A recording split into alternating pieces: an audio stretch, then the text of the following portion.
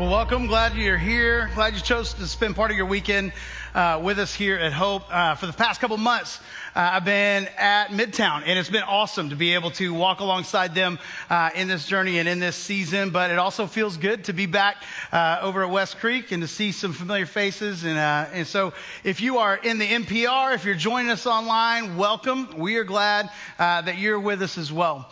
Well, October is a great month. I love October.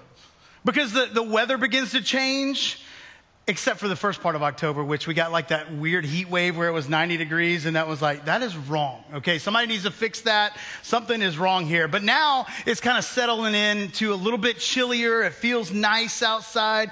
The leaves have changed. And man, when leaves change in October, it doesn't get any better than that. It looks like they're just on fire. It's just all the different vibrant colors that you can see all over the place. It's incredible. I also enjoy, what I enjoy about October, especially the last 3 Octobers, is that my Houston Astros have made their annual pilgrimage to try to get to the World Series, which they accomplished last night. They tried for me not to get any sleep, but I stayed up anyway. I saw Altuve hit a 2-run dinger, walk-off home run, and now they're playing the Nats. So we will enjoy that together over the next few days, and so I'm excited for that. Also, football is in full swing, all up and down the line. It's awesome. All the stores around town, they begin like their schizophrenic decorating run to Christmas. It seems like it starts earlier and earlier every year, doesn't it? It's weird.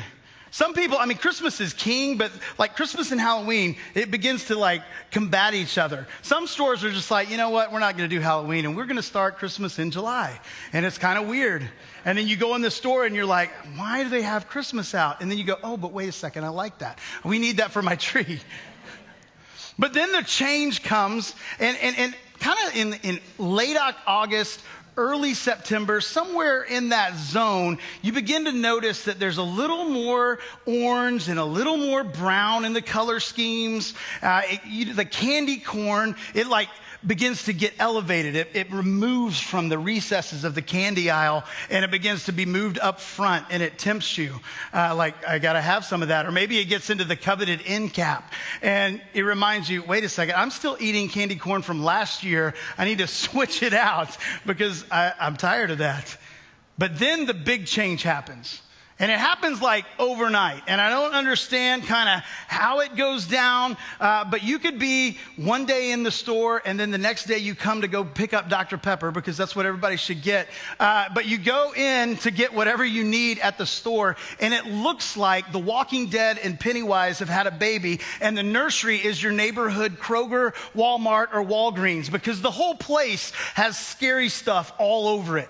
And there's just weird things going on, and there's creepy stuff, and you're just going, what in the world has happened to my store? I know when I see that stuff, I've got to keep my head on a swivel, and I'm on my toes because I'm looking, because it always gets me. There's some inanimate object that it looks like it shouldn't move, but it's got like one of those motion detectors on it, or there's something that you step on, and all of a sudden it like just comes out at you, and you find yourself in the middle of a store screaming like a little toddler. And if you have teenagers, it's amazing because they have the fastest hands in the world. I don't know how they can go from their phone in their pocket to it being ready at the camera, and they're recording you screaming like that. And then it's on YouTube, it's viral, it becomes a GIF and a meme, and like all the whole world now knows that you scream like a little girl. And so it's awful, but that's what kind of goes on. And I noticed that for all of us during October, it's almost like we're okay with, and we sort of embrace being scared. It's like October, if we're going to be scared, this is going to be the time. I'm going to watch maybe a scary movie that I don't normally watch. Somebody's going to be able to talk me into it. Or I'm going to decorate my yard with scary stuff that I don't normally decorate my yard with. Or maybe you go to a corn maze, or you get some friends and you go to a haunted house. Or better yet, it's a haunted corn maze that you can shoot zombies with paintball guns. It's amazing. There's all sorts of things, but we kind of embrace a little bit of the let's be scared. But what about when it's not October? What about the other 11 months? What is your relationship with fear? What role does it play in your life? What does it keep you from? What do you find yourself that you're like, I'm just a little scared to step into this? Maybe it's a relationship. Maybe it's something at work. Maybe it's just kind of life that we're just scared to take maybe some of those next steps. Where does fear play into that? And even more importantly, in your spiritual journey, what role does fear play? How much of a part of it is it? And I say this because today we're kicking off a brand new series called Sacred Rhythms. And over the next 6 weeks, we're going to be looking at some different kind of ancient practices that helped people throughout centuries have a deeper relationship with God. Some practices that anchored their faith and helped them connect on a deeper level, whether it was creeds and prayer or Sabbath and fasting, or maybe it's communion and liturgy. We believe that some of these practices that we're going to look at are going to help provide some relational depth between us and the creator of the universe. But anytime that we engage in these, anytime that we're introduced or maybe reintroduced to it, it might be a little uncomfortable. That might not be the way that you grew up. It might not be the way that you feel like you best engage. Maybe it's just, I've never really tried that, and so I'm kind of scared to walk into it. Anytime we enter into a sacred space or an ancient practice that helps us connect on a deeper level with God, there might be some fear that enters into it. And so what do we do with that?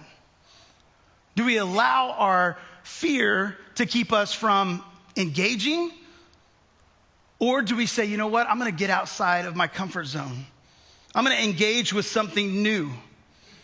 I'm going to enter into this sacred space with God, even though I don't know how it's going to happen or what's going to be the result of it. I'm going to step into this sacred space.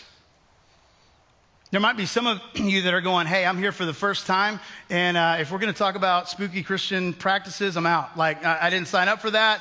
I just kind of came. Somebody invited me. I want to encourage you, hey, it's going to be okay.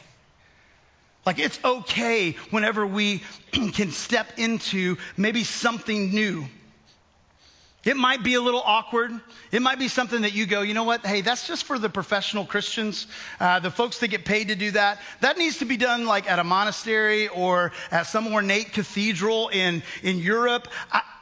I know this, though, that when God stepped out of heaven in the form of Jesus and walked this earth and died on a cross for you and for me, the sacred space no longer was a place, but it became us.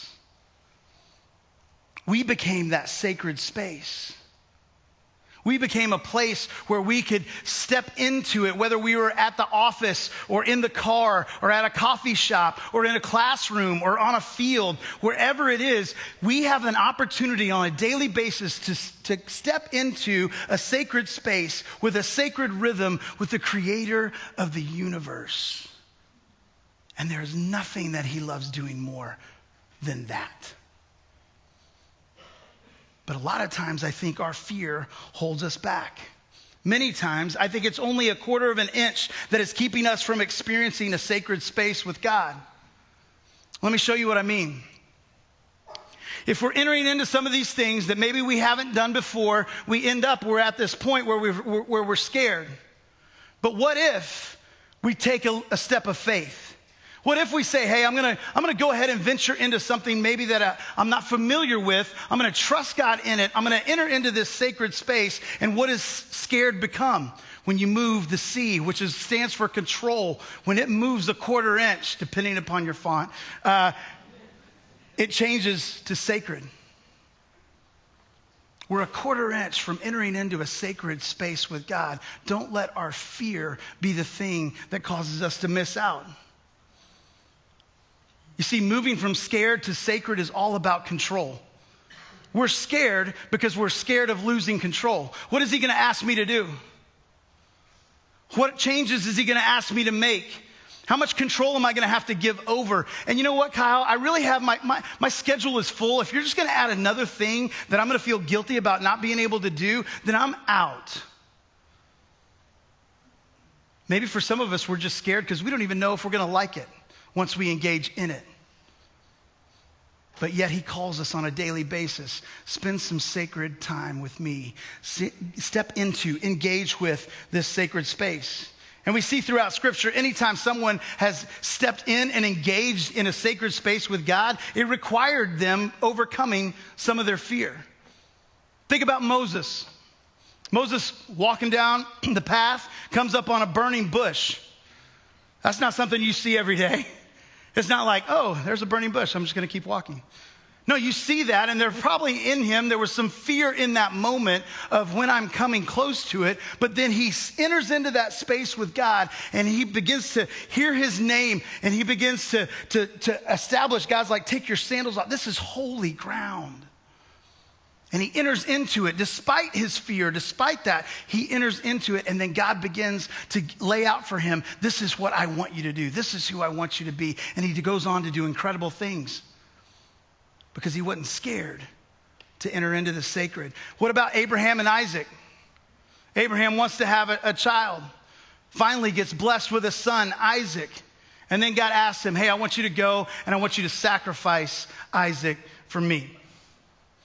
I'm glad I wasn't in his shoes. I don't know if I would have the strength. I probably do know. I'd probably be like, no, I think that's a little too great for me. Maybe that's somebody else. But Abraham had this incredible faith. And so he begins to prepare to take his son up the hill and sacrifice him on an altar.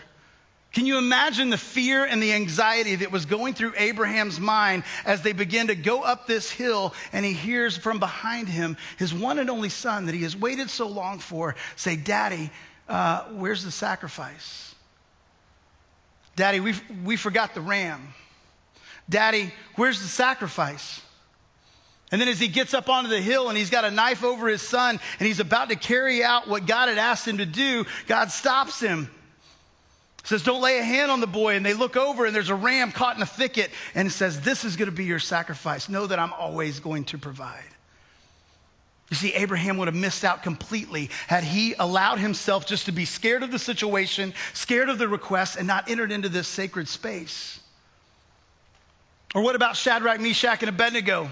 They get asked to go, they make a stand for God. They're going to get thrown into this furnace. God says, I'm going to be with you. They go and they're going to step into it. There had to have been some fear as they get close to it. They know God's on their side, but man, that furnace is really, really hot. But yet they step into it. And then the guards from the outside look in and go, man, there's another man in there with them. What if they just would have caved and given in? Not had to undergo that. They got to experience something incredible because they overcame their fear and they moved from being scared and into the sacred. Or what about the calling of the disciples? Jesus, when he calls the disciples, he says, hey, I want you to leave everything that you know. Everything that you've worked for, your business as a fisherman, I want you to leave your family. I want you to leave what is known. I want you to leave everything and follow me. There had to have been some fear going, is this the right thing to do? I mean, think about it for a second. If somebody came up that looked like you and said, hey, I need you to quit your job, leave your house, leave your family, and I need you to come follow me because we're going to do some incredible things. You'd be like, thanks, all right, move along, thanks for sharing. It's like, I'm not doing that, right? But these men drop everything and overcome being scared of that moment and scared of that commitment and step into a sacred space that they get to walk with God as man and see amazing things happen. And God does amazing things through them.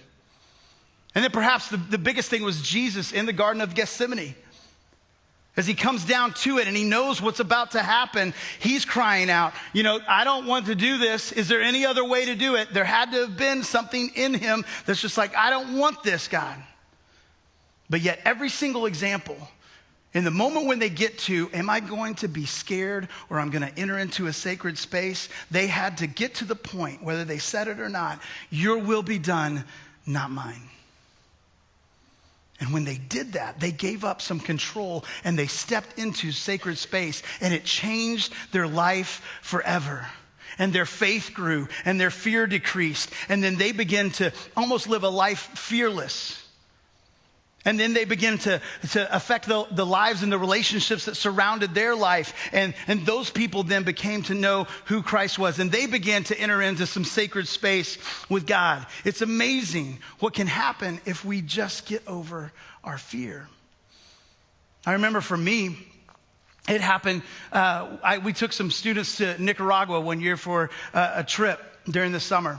And we went and we did some Bible studies and Bible school during the week with some kids. And then it got to about the end of the week, and the leader of the organization that we were with said, "Hey, I want you to take your crew to this place called Ruby's Prayer House." And I'm like, "Ruby's Prayer House? Okay, I don't know what that's like.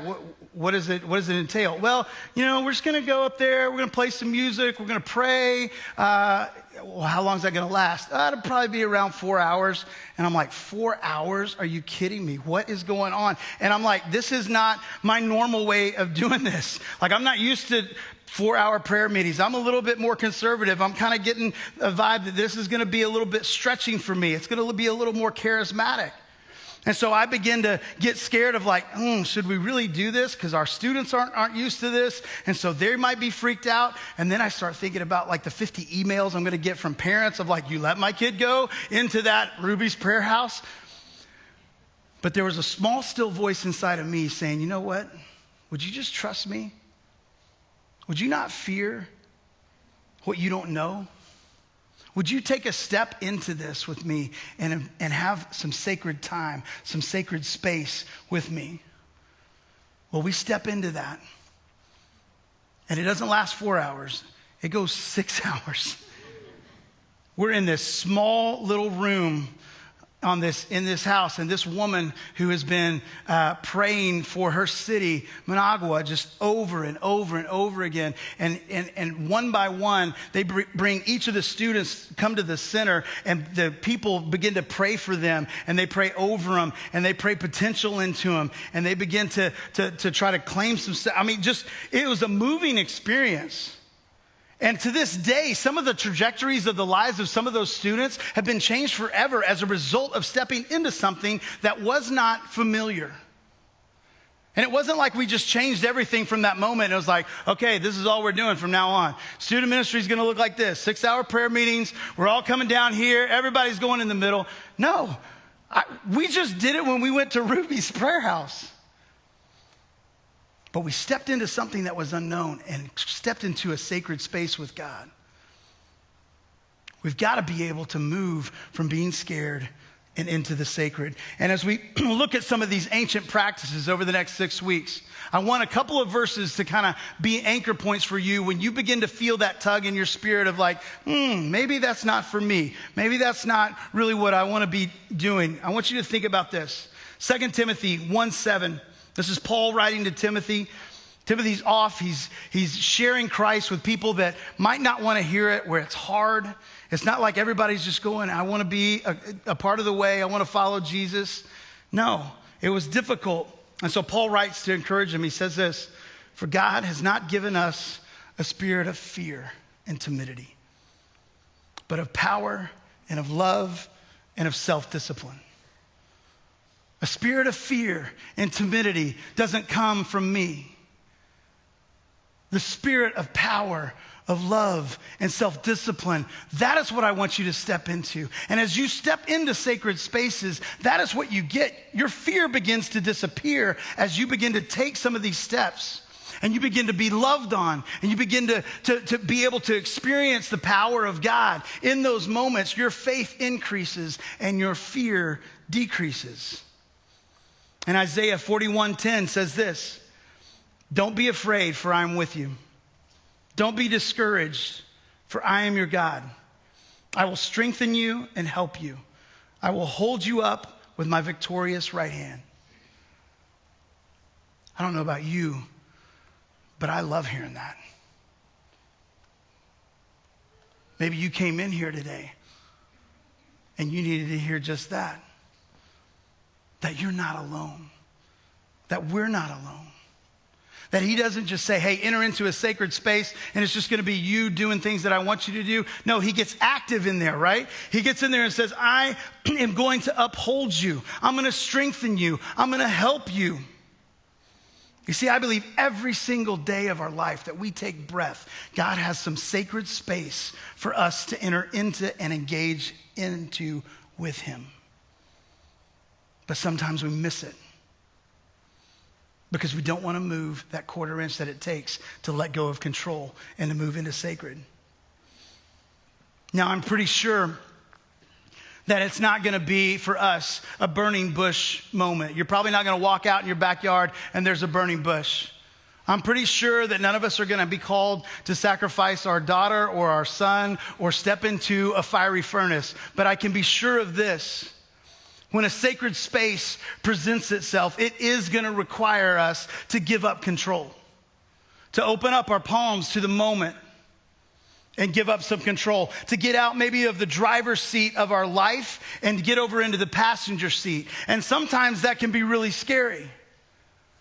I've got a 16-year-old son that's learning how to drive, and I got to get over into the passenger seat sometimes, and it is scary over there at times. He's getting a lot better though. But it can be that way for us in our faith. When we finally say, okay, hey, I want you to have control. I don't know what it's going to look like. I don't know what the end result's going to be. I don't know if I'm going to like it, but I'm going to trust you and I'm going to take a step of faith and I'm going to walk out into this. I saw a quote this week that said this: fear cannot exist in the presence of faith. Fear only exists because you feel that you are not in control. Give up the need to be in control, take a leap in faith, and fear will vanish as the mists in the morning. How awesome would that be in your life? You know how many times "do not be afraid," that phrase occurs in the Bible? 365 times. Did you miss that? 365 times. Every single day. It's a daily thing, deciding I'm going to move control over and I'm going to leave the scared and I'm going to enter into the sacred. One of the ways that we do that, the ancient practice that I want to kind of introduce you to today, is the watches of the day. Watches of the day. It's this different periods of time throughout a 24-hour period that Christians in all throughout centuries have said, these 3 hours I'm going to pray for this. These 3 hours I'm going to pray for this. These 3 hours. And it's all taken like if you were on the watchtower guarding a castle. It's the watch. I'm going to be on the watch. I'm going to be on the alert. I'm going to protect. I'm going to stand in the gap when everybody else is asleep. I'm going to be the one awake. And so it's this idea of, if we begin to enter into spaces and times during our day that are directed prayer times for the relationships in our life, for the struggles in our life, for God to be made much of and made famous in our life. But we begin to just be intentional about the ways that we are praying. I would encourage you to do this, because I know we're probably not going to stay up all night for 24 hours praying, okay? That some of you might do that, and that's incredible. But have you ever thought about getting more intentional about your praying by looking at what you do the most during the day? Is it meetings? I hope it's not for you. Is it meeting? But if it's meetings, it's like, okay, every single time I've got a meeting scheduled, before I go in, 20 minutes before, I'm going to pray. I'm just going to pray, God, I want my words to reflect you. I want to be able to conduct myself in a way that reflects your glory, that reflects your love, that reflects your work ethic. I just want to reflect you in this. Would you help me do that? I want to bring you into this meeting with me. Maybe it's car time. You spend a lot of time in your car. So every time that you get into your car, instead of just turning on ESPN radio, maybe it's like, hey, you know what? I'm going to think about, and I'm going to begin to pray. And I've got some note cards in the car. And I'm going to pray. When I get in the car this time, I'm praying for family. And then when you get in the car the next time, you flip the flash card. And I'm praying for my kids, or I'm praying for my church. I'm praying for my work or that job or anything. But just some directed prayer time, so that your day is not just getting caught up in you, but it's caught up in these sacred spaces with God. My wife uses the alarms on her phone. It's incredible. Like there'll just be a random alarm that goes off, and it's like, What is that? Normally it's like to tell me to take out the trash too. She uses that. It's fun. But she'll use it to remind her to pray about specific things. Maybe you set up a series of alarms that just prompts you during the day. That, hey, I'm going to get outside of myself and I'm going to enter into a sacred space with God. Because we have the ability to do that through His Spirit. And know this, as you begin to take some of these steps, know this, you need to remember that small steps lead to big jumps. Through this series, you're going to get a lot of different things, a lot of different practices. Do not go, you know what? I'm adopting it all. I feel good. I've been inspired, and I'm taking every single practice. I'm waking up at 2 a.m. I'm going to make sure I go through all the ancient practices. I'm going to run 3 miles. I'm going to prepare breakfast. I'm going to lead family devotional, and then I'm going to go to work. Because you'll set yourself up for failure. So start off with something small. Have success with something small. And allow that to build your faith as you see it work. As you see it begin to transform and change who you are and your relationship with God. And then maybe you take a next step and a next step. And before you know it, you've taken this giant jump forward in your relationship with God that changes the way that you interact with the people around you, which has changed maybe some of their lives as a result, because they want to know, hey, why are you the way that you are? But it doesn't happen unless we move that 1/4 inch from being scared of the unknown and move into a sacred space with a sacred rhythm with the creator of the universe. And so that's our prayer for this series, is that we can begin to take some of those steps, that we can overcome our fear and shift our control and stop living scared and step into what is sacred. Let's pray.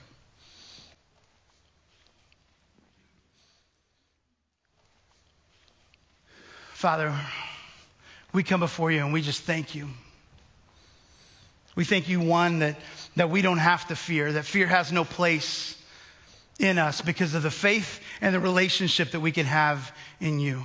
God, I pray that you, as we trust in you more, as we build up our faith, as we experience you in those sacred spaces, that God, that you will just embolden us, that you will make us brave. And God, as you build our courage and you build our faith, that God, that you can call us to what you ultimately created for us. That God, that we can begin not only just to impact our world, but in the relationships that surround our life, that you place there strategically, that they begin to see how we interact with one another, God. And they come to know who you are. And so, Father, in this series, I pray that your Spirit moves in an incredible way. That, God, that we are, as a church, will be impacted as we move together into space that is sacred, the space that is yours. Help us to take those steps, God. It's in your Son's name that we pray. Amen.